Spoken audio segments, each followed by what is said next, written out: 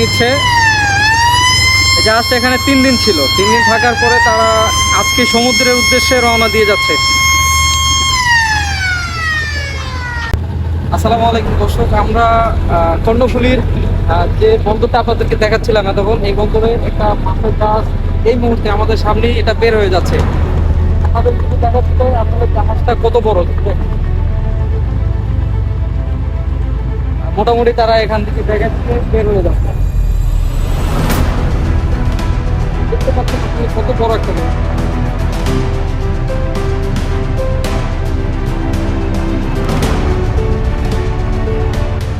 মোটামুটি স্পিডে তারা ব্যাগার নিচ্ছে। জাহাজটা এখানে 3 দিন ছিল, 3 দিন থাকার পরে তারা আজকে সমুদ্রের উদ্দেশ্যে রওনা দিয়ে যাচ্ছে।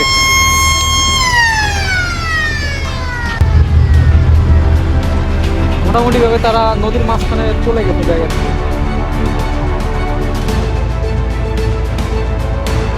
এই জাহাজটা কক্সবাজার সি বিচ হয়ে সরাসরি একবারে সমুদ্রের ভিতরে চলে যাবে, যত দূর যাওয়া যায়।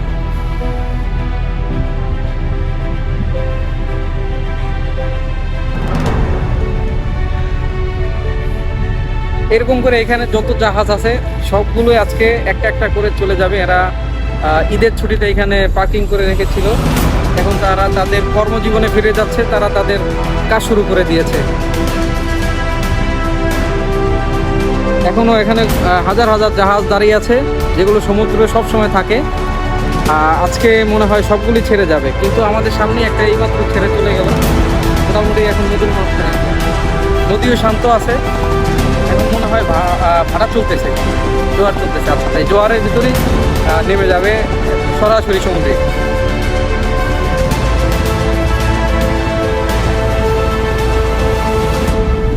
আসলে একটা অসাধারণ বিষয়।